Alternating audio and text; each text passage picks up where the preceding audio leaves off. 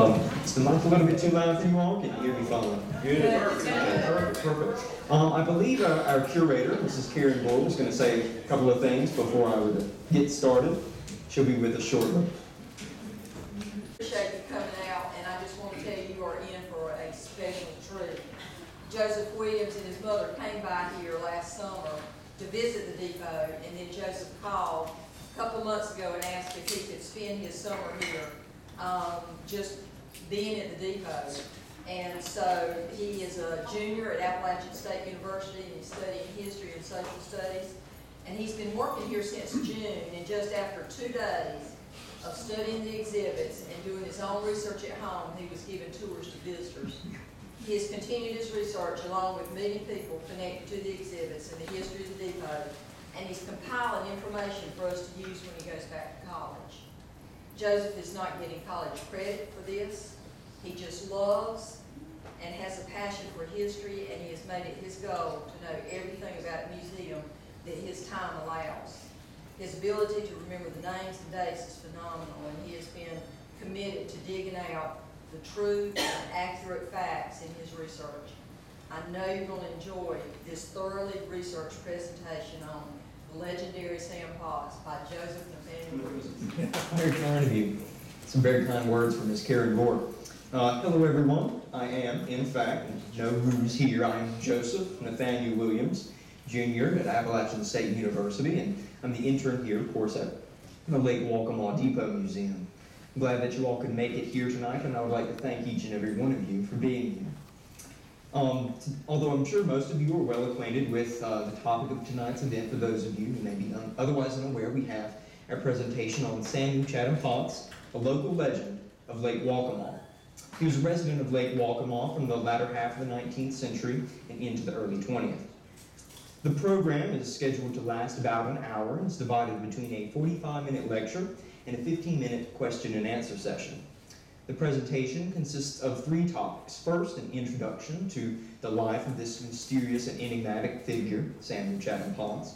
Second, a contextualization of his life within broader historical contexts, such as the Civil War, the Transportation Revolution. And third, an appeal to preserve historical artifacts, documents, and details so that our community's fascinating history and precious memories can be passed down from generation to generation to ensure that they are not forgotten. If you have any questions that could not be addressed during the scheduled time frame, please feel free to come and speak with me after the event when we'll be having refreshments, or if you simply would like to continue the conversation further. Before I begin, I would like to take this time to thank those who assisted me in hosting this production tonight. First, I would like to thank Dr. Jim Brooks, a former teacher of mine from Whiteville High School. Unfortunately, he couldn't be with us tonight. He's at the Rotary Club meeting. But he was able to set up some of our technical equipment, our audio and visuals, and I would like to thank him for that. I would also like to thank Earl Hubbard and Matthew H. Thompson, whose independent investigations into the Bohemian Girl proved quite helpful to me in my own research and helped me quite a bit with this presentation here tonight. I would also like to thank Mrs. Ginger Littrell, former curator of the Lake Waccamaw Depot Museum. She put me in contact with some of the descendants of Samuel Chatham Potts, and I would like to thank those descendants themselves. Unfortunately, they couldn't be with us tonight because some of them are from Bowling Green, Kentucky, and from all the way up in Connecticut. I was able to get in contact with them, but I'll mention their names: Bob Potts, Diane Potts, Adam, as well as Elizabeth Potts. They were helpful and gracious enough to provide me some family details and memories. I would also like to finally thank our present curator, Mrs. Karen Gore, who spread word about this event through flyers and online posts to Facebook and by word of mouth. She also provided some of our delicious refreshments tonight, which I hope you all enjoy, and she encouraged me to host this event in the first place, and I would like to thank her for that. Without all these people's assistance, this program wouldn't have been possible, and I believe it would be only appropriate if we were to acknowledge their invaluable contributions to tonight's event with a well-deserved round of applause.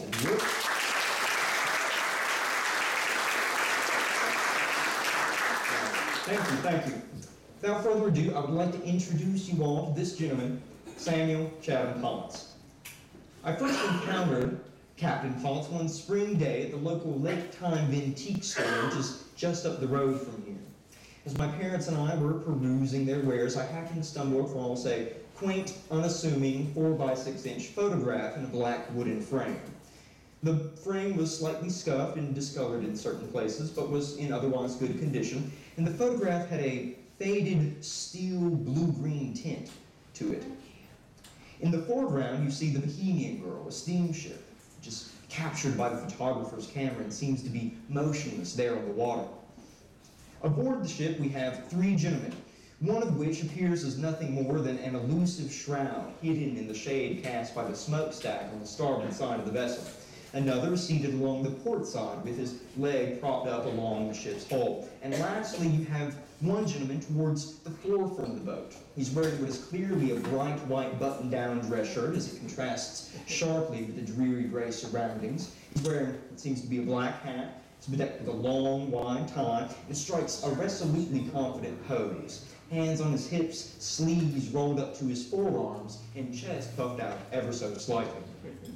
If one were to examine the photograph further, one would notice that the figure's face is oddly obscured, unlike the other visible gentleman seated to his left, which is, perhaps symbolically indicative of the mystery that continues to surround this man. I decided on an implacable impulse to purchase the photograph, and I brought it home with me. And brief conversation with the shop attendant revealed to me that this was the enigmatic figure, Samuel Chatham Potts, a former resident of Lake Waccamaw. For the next couple of months, the photograph sat on my desk at college. Occasionally, I would glance at it, remember that spring afternoon, and ponder whimsically about this man's life and who he might have been. Yet, for all intents and purposes, Captain Potts only existed within my imagination. I only knew his name, a couple of apocryphal and frankly quite doubtful anecdotes about his life, and not much else. That is, until I began my internship here at the Lake Waccamaw Depot Museum this summer. To my surprise, an entire exhibit was dedicated to this man. So I decided then and there that I would immerse myself in as much of the Potts folklore as possible. Samuel Chatham Potts was born in Brunswick County on October the 11th, 1847. Unfortunately, not much is known of his parents, Robert James Potts or Sarah Jane Pittman Potts, and nor is there much information about his childhood or adolescence. This, however, is to be expected. By no means would a boy who likely lived a commonplace life in a relatively rural and isolated country locale have compiled some sort of extensive historical record for himself. He apparently, however, received training as a telegrapher and was inducted into the Confederate bureaucracy sometime throughout the American Civil War. And this leads us to one of our most persistent rumors about Sam Potts, that he was the personal telegrapher for none other than Confederate General Robert E. Lee. Let me get my place. I found it rather hard to believe that such a prominent aide to the Marble Man himself would have been overlooked by scholars, but nevertheless, I was determined to discover the source of this myth. I knew of no better way to verify such a grandiose claim than by consulting the dauntingly massive official records of the War of Rebellion, which, mind you, this is an incomplete set. There's only 126 volumes as opposed to 128. I counted them. I counted them twice, mind you. The official records were compiled by the United States government after the American Civil War in an attempt to document the correspondence between military officers, governmental bureaucrats, and other prominent figures associated with the conflict. Nearly each of these volumes consists of over 1,000 pages, so instead of driving to the nearest university that possesses a copy of these antiquated records, somehow gaining access to that university's special collections archive, and spending hours searching through the indices of each volume, I decided instead to search through an online database provided quite graciously by Ohio State University of these materials. Unfortunately, I wasn't able to find any records for a Samuel Potts or other related terms, but after scrolling and browsing through a few pages of Colonel Potts's, Lieutenant Potts's, and Captain Potts's, I happened to stumble across something surprising. Out of the entire 128 volumes of the official records, there are a sum total of, almost dropped my clicker, there are a sum total of 5 entries. two of which are most promising for our purposes tonight. They both are dated to August the 14th, 1864, and they were written by this gentleman, Lieutenant Colonel William Heron Taylor, who was the Assistant Adjutant General of the Confederacy at this period during the Civil War. And he would have been responsible with his position as Assistant Adjutant General for distributing important information to high-ranking military officers. And the first entry I'll share with you is as follows. Dated August the 14th, 1864, Mr. Potts, General Hampton is today on the cars from Richmond to Charlottesville. Send this to Richmond and request them to have it delivered en route if practicable. It is very desirable for General Hampton to get it. Signed, W.H. Taylor. And by this, W.H. Taylor refers to an enclosed document that accompanied this first telegram to our Mr. Potts, which was written, interestingly enough, by Robert E. Lee himself. And it is as follows. General W. Hampton, halt your command and return toward Richmond. Gregg's division is crossing at Deep Bottom. Send back an officer to ascertain position. Signed, R. E. Lee. And the second entry is a shorter follow-up telegram sent to Mr. Potts, and it is as follows. This must be sent promptly and forwarded at once from Richmond. Signed, W.H.T. There is an obvious sense of urgency that pervades these messages, and for good reason. The date of these two telegrams situates the contents described therein within the nearly year-long Richmond-Petersburg siege, which occurred during the latter stages of the American Civil War, specifically from June 19, 1864 to April the 2nd of 1865. The Union General of the Army of the Potomac at this time, its de facto commander was, as we all know, General Ulysses S. Grant. And he was going up against Robert E. Lee's Army of Northern Virginia. And after a series of strategically significant battles against Lee's Confederate forces, eventually, let me rephrase this. After a series of strategically significant battles against Confederate forces, Ulysses Grant eventually had to settle down for a siege. And we'll describe it as such. Despite these successes, these strategically significant battles that he had won in early 1864, after over a month of nearly non-stop fighting with the Confederates, and I'm going to forewarn you, the images you're about to see are quite graphic and are taken by Civil War photographers. After the nerve-wracking tree-to-tree skirmish at the Battle of the Wilderness in early May of 1864, at the grisly uphill firefight during a torrential downpour at the appropriately named Bloody Angle at Spotsylvania just a few weeks later, and the massacre that ensued when thousands of bluecoats stormed headlong into the heavily entrenched Confederate defensive positions at Cold Harbor, Union forces, quite frankly, refused to fight. Within a little over a month that had transpired from the Wilderness to Cold Harbor, approximately 65,000 Union soldiers went missing, were wounded, or had died, which was over half the number of casualties the Union sustained in the previous 3 years of the conflict. In an effort to deal with the hand he had been dealt, Grant decided, instead of engaging the enemy, he would chip away at the Confederates' defenses and their elaborate trench system around Petersburg and Richmond to dislodge the Army of Northern Virginia, capture the Confederate capital of Richmond, Virginia, and ultimately bring about an end to the Civil War. He vowed to President Abraham Lincoln that he would, quote, fight it out on this line if it takes all summer, end quote. And indeed it did, and quite longer than he expected. The siege, while less intense than recent weeks of fighting, was itself not devoid of any conflict. Most notable, perhaps, was the disastrous Union attempt to literally blow a hole in the Confederates' defenses at the Battle of the Crater on July 30th, 1864. This catastrophe owes its infamy to an otherwise unknown commander and former commander of the Army of the Potomac, Ambrose E. Burnside, who, in an attempt to salvage the reputation that he had acquired from prior mismanagement of the Army, attempted to with his harebrained scheme to dig 500 feet beneath the Confederates' defensive positions, plant and detonate explosives, and then rush into the trenches and overwhelm its occupants. Due to a botched execution of the plan and the substitution of inexperienced troops at the last minute, however, the Union strategy was ultimately foiled, but it was not necessarily the last. And this is where we come back to Sam Potts. The The Union planned another assault for August the 14th, 1864, and if you'll recall, that's the date of the two aforementioned entries that are dated to August the 16th, addressed to our Mr. Potts.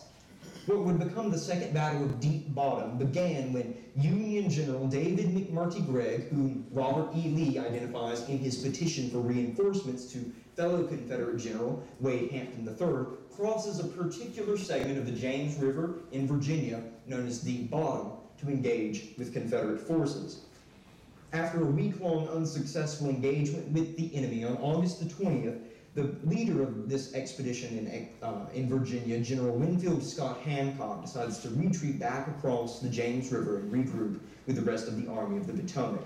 And while this was a relatively minor skirmish, comparatively speaking to other battles that occurred throughout the American Civil War, with less than 5,000 casualties and a strategic status quo as its outcome, it nevertheless proved significant for our purposes of retracing the life of Samuel Potts. For the remainder of the war in the Eastern Front, the Union forces made incremental gains against the Confederates and steadily forced them further and further westward, stretching their supply lines so thin that it ultimately snapped, and Robert E. Lee and the Army of Northern Virginia was forced to abandon its defenses at Richmond and Petersburg. They raced the Army of the Potomac westward to ultimately Appomattox Courthouse, where on April the 9th, 1865, Robert E. Lee, surrounded by Union forces, surrendered to Ulysses S. Grant. For all intents and purposes, the Civil War was now over, and the Union had won. Now, as to whether our non-specified Mr. Potts in the official records is in fact the same Mr. Potts with whom we're concerned with this evening is a matter of debate. But I'm confident that the cited entries that I've made known to you all, and also the folklore that Samuel Potts was Robert E. Lee's personal telegrapher, is evidence enough to tentatively support such a conclusion. At the very least, this gives us an explanation as to the potential origin of the myth that Samuel Potts was Lee's personal telegrapher. Given Lee's celebrated reputation as the near embodiment of Southern chivalry and gentility, and his possession of a military acumen unheard of and unprecedented before and since, and his practical deification after his death in the October of 1870, it's no wonder that we remember Samuel Potts as Lee's personal telegrapher. Potts himself likely wanted us to remember him that way. Shortly after the war, for reasons that remain unknown to us, Potts moved from his native Brunswick County to Lake Waccamaw in the adjacent Columbus County in 1867. And on July 3rd, 1868, he married Miss Louise Smith of Whiteville, North Carolina, and they had 3 children together. Their firstborn was a daughter, Eliza, nicknamed Lassie Dunedin Potts, who was born in the August of 1875.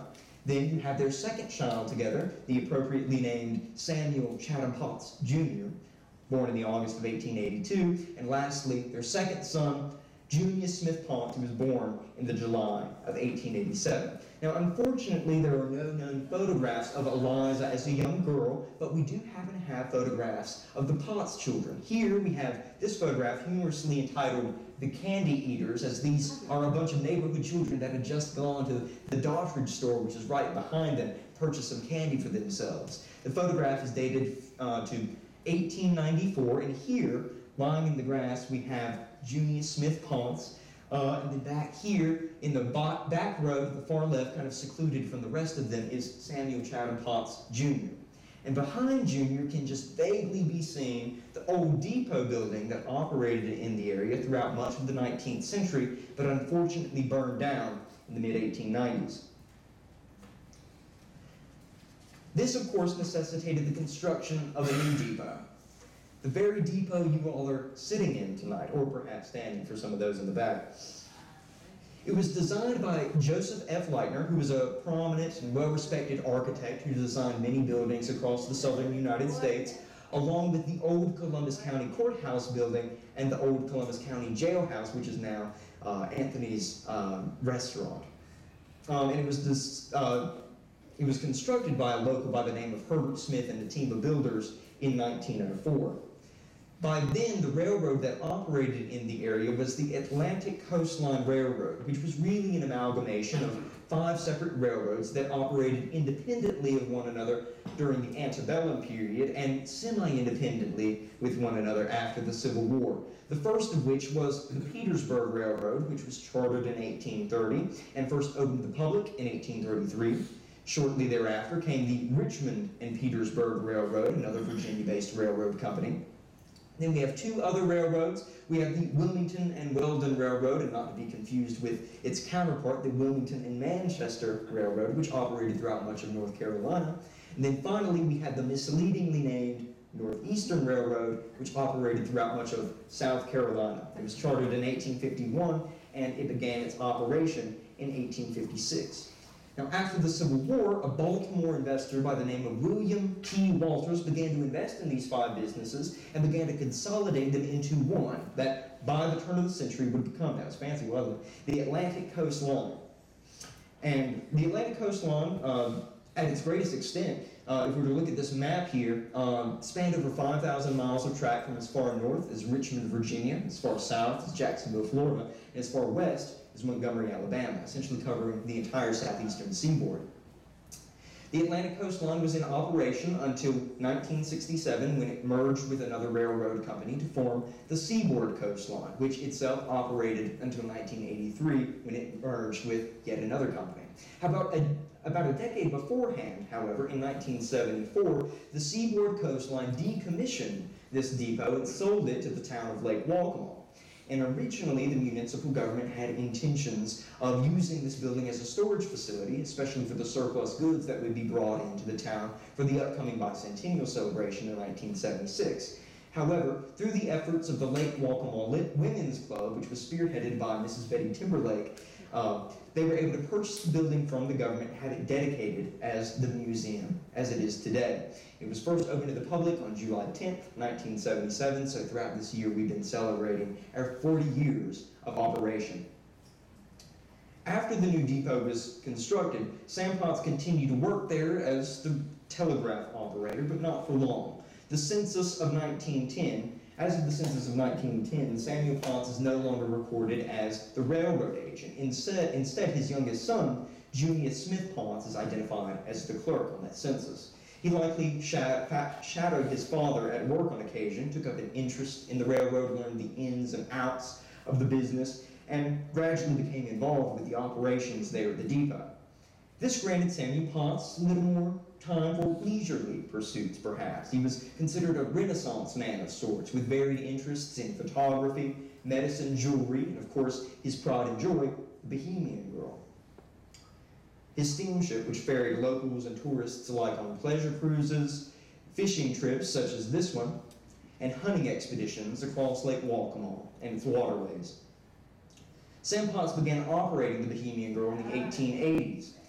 The name of the ship was likely derives from the Irish composer Michael William Balfe's play, or rather opera, of the same name, which premiered in London November the 27th of 1843. Now, while it might seem odd that a rural of a relatively isolated county in North Carolina is acquainted with the fine arts of British theater, this seeming discrepancy is explained away by one of the facts known about his mother, one of the few facts known about Sarah Jane Dunedin Potts. She was born in Leeds, England, and she happened to live there for as long as up until 1871, which is one of the England censuses. They have her recorded as living in Leeds, England.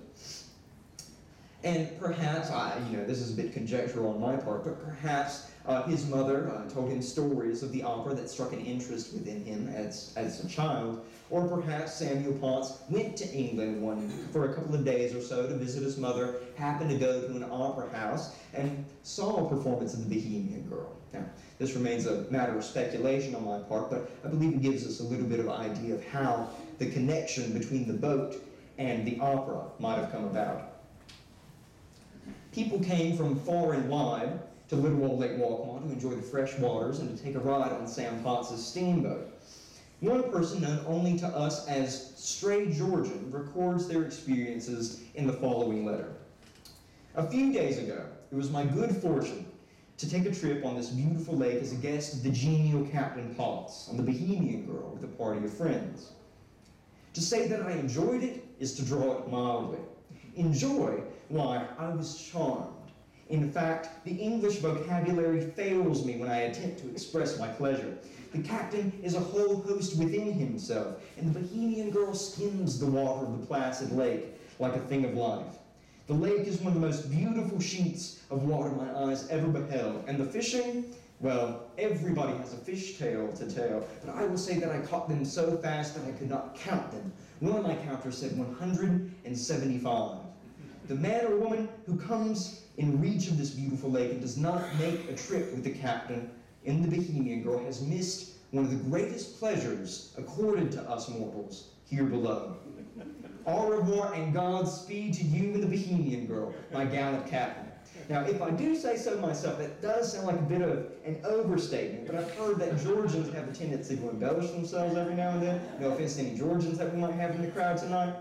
But perhaps beneath the veneer of this letter's grandiloquent verbosity, the message nevertheless remains true.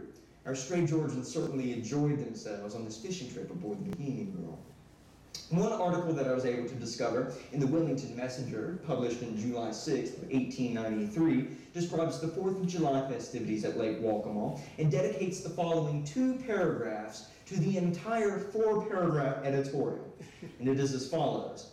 The original and only Potts, Samuel Chatham Potts, Esquire, theologian, poet, musician, telegrapher, navigator, and photographer, and on whose shoulders the mantles of Isaac Walton and Daniel Boone have fallen, was on the lake in the command of the steam yacht Mascot. He was ready and willing to take parties out for a sail, and in the language of the gallant commander, quote, the Mascot would plow the brine for the small sum of 2 bits, silver not refused, notwithstanding the recent action of India and the probable repeal of the Sherman Bill, end quote. With his sweetest smile, he invited the messenger reporter to plow the brine with him. But a wicked gleam shot from his eye. I just lost my place. With his sweetest smile, he invited the messenger reporter to plow the brine with him. But a wicked gleam shot from his eye as he remembered how he crammed overripe mulberries down his back in the Little Red Schoolhouse on 5th Street when we were boys together, and were thrashed daily on general principles by that good old soul, Aunt Maggie McLeod. Recollecting the mulberry episode about the same time, we prudently declined with thanks and escaped his vengeance. Undoubtedly, of course, some passengers didn't enjoy themselves quite as well as our aforementioned stray Georgian, perhaps. And for those whom I would imagine were either especially rude or unsuspectingly naive passengers, our mischievous mustachioed mariner, there's alliteration for you, had a way to deal with the unruliness or simply to arouse a few laughs at another's expense. Some locals have attested to stories of Sam Potts, and that he would occasionally convince a passenger or two aboard the Bohemian girl to disembark the vessel onto a piece of debris that had been lodged in the lake, perhaps to have their picture taken at a distance. Now imagine their surprise when he sped off in his steamboat, sometimes leaving the passengers out there in the middle of the lake for as long as an hour or more. Perhaps the messenger reporter was right to fear the vengeful wrath of Mr. Potts that summer day. Operating the Bohemian girl was not a solo endeavor on the part of Mr. Potts, especially as he grew older. The census of 1900 documents a Charles Warner, or alternatively Charles Warren, as census records can be notoriously difficult to read.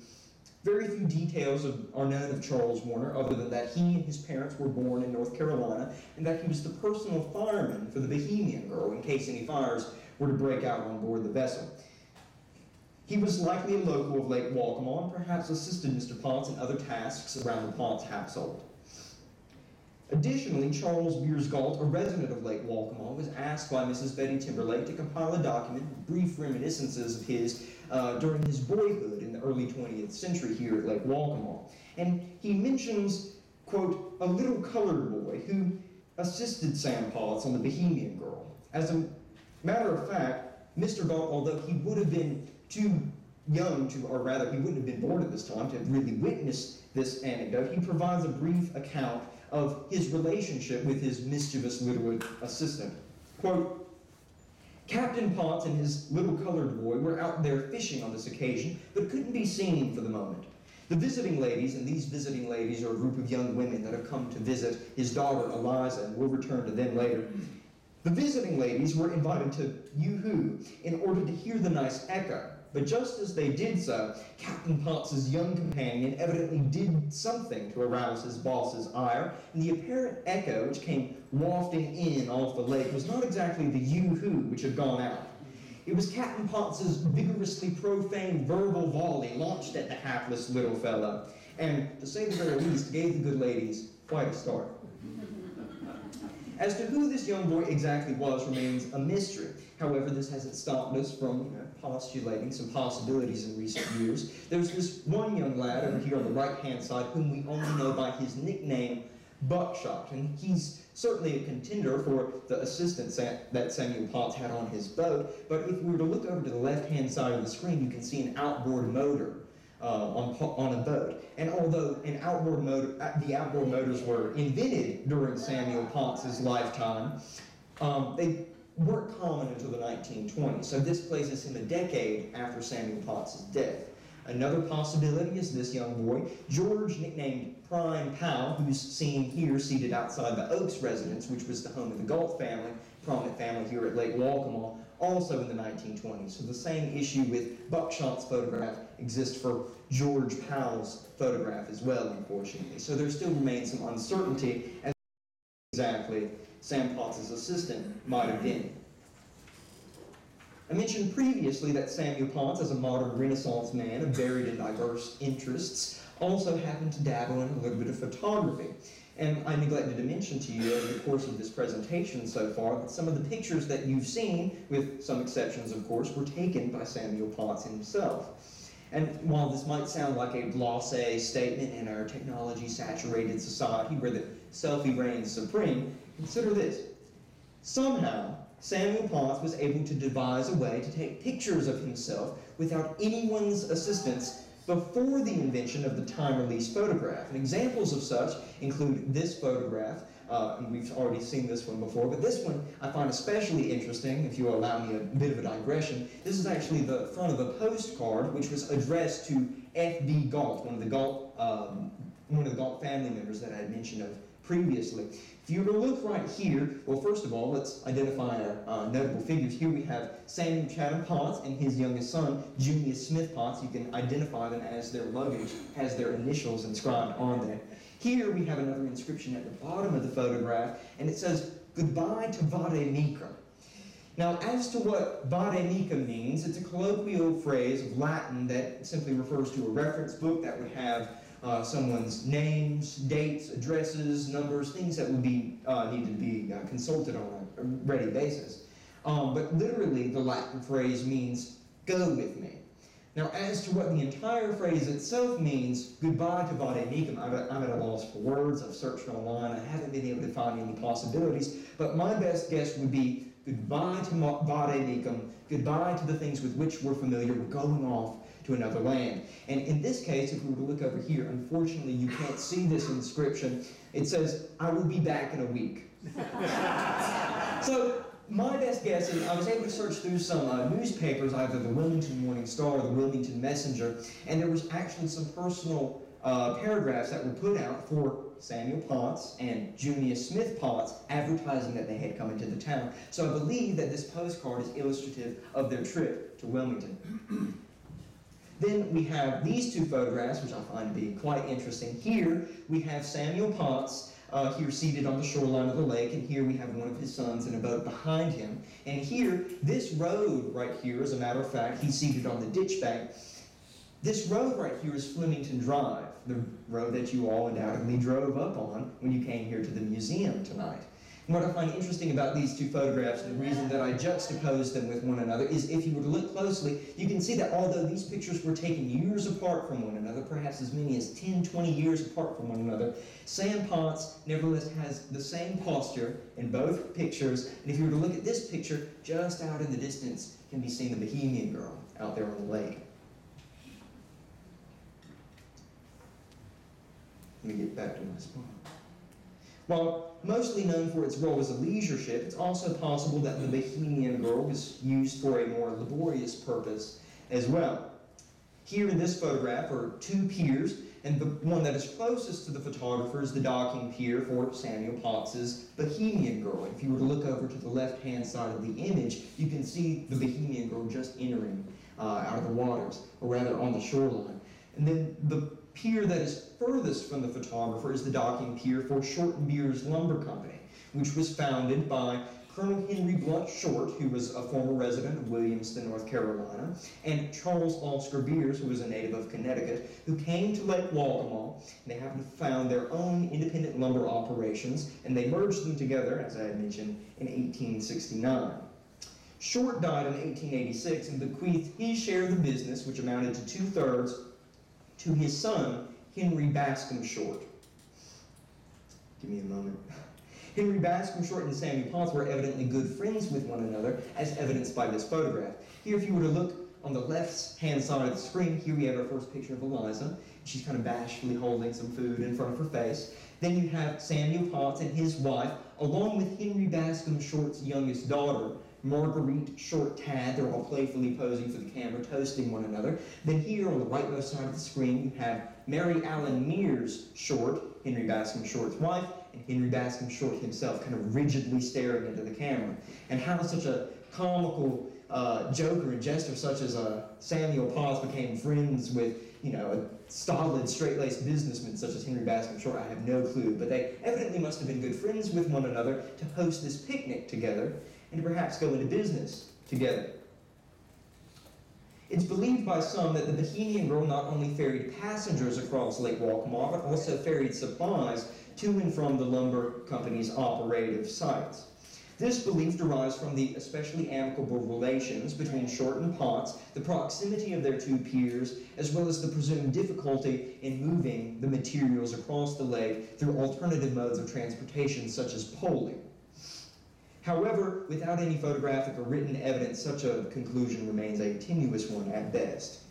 Nevertheless, what remains certain is that the bond between Short and Potts was undoubtedly a close one.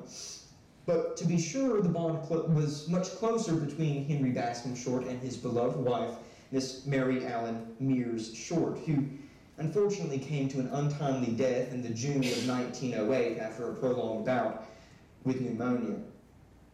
Potts' dear friend was deeply troubled by his wife's death, and he went as far north as New York to seek a physician's assistance for his depression, and he experienced some mild improvements only to return back to Lake Waccamaw and to relapse into his depression.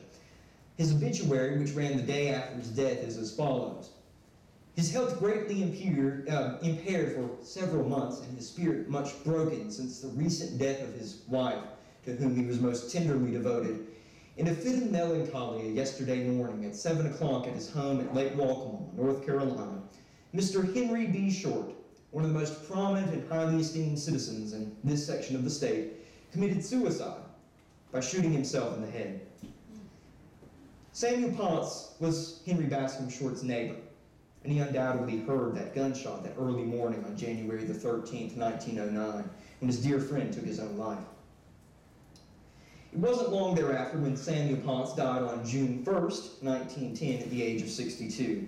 An obituary ran the following day, and it reads, "Friends in the city of Mr. Sam C. Potts, a prominent citizen of Lake Waccamaw, were grieved last night to learn of his death, which occurred at his home. This information will be received with the deepest regret by the hundreds of friends of the deceased here.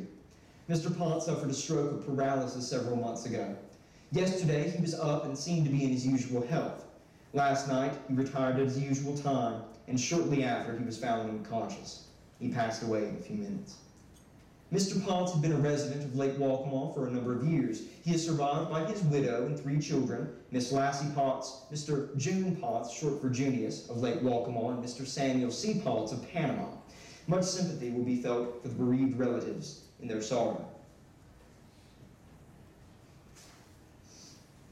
A commemorative gravestone was erected at the Whiteville Memorial Cemetery for Samuel Potts and his children.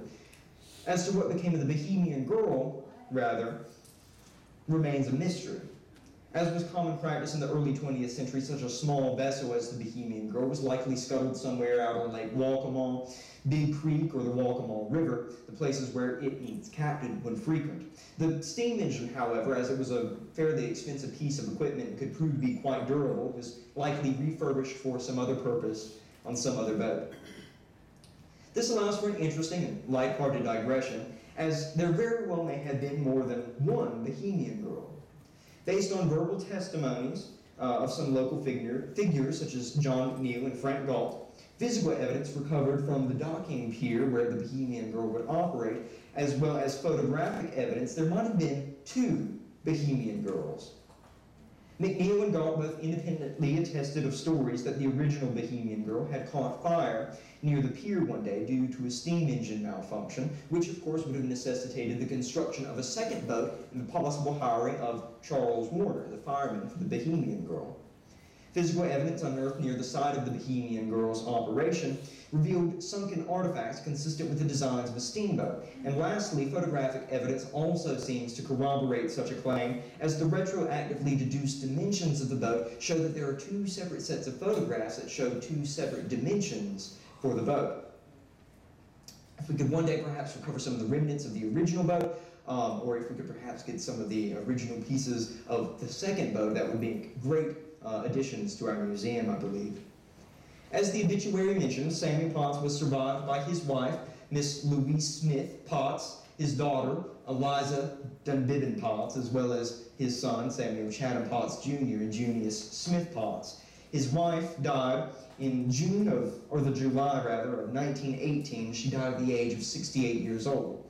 Tragically, however, the only daughter, Eliza, died before her mother 4 years previously in the February of 1914 at the young age of 39 after struggling with a lifelong illness with tuberculosis. Her illness likely compelled her to affiliate herself with a new religious movement at the time period known as Christian Science, which